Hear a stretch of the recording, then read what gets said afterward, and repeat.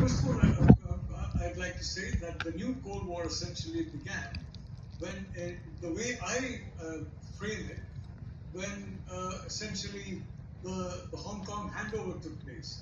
At that point in time, I do believe that people in the CCP were basically had more confidence in the belief that they could replace the United States as the world's preeminent power.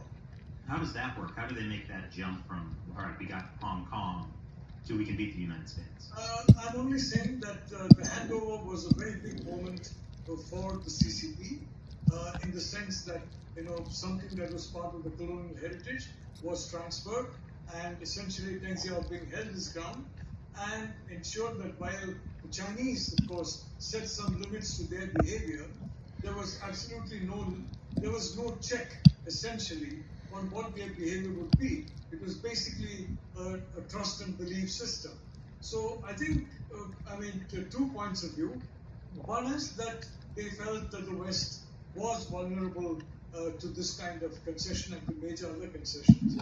And secondly, the Hong Kong handover, in a sense, symbolized the coming of age of the PRC as a power which not just equal to the West, but it has taken back something which the West had.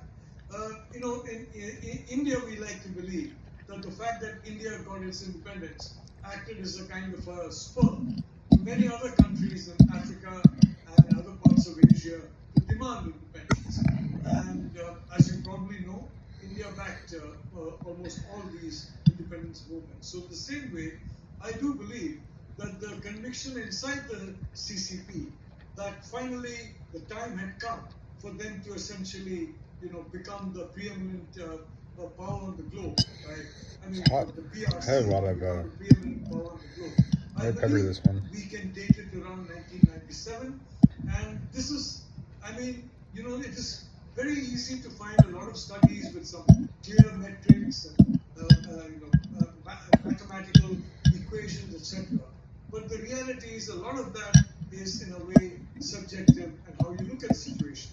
And when you look at the way in which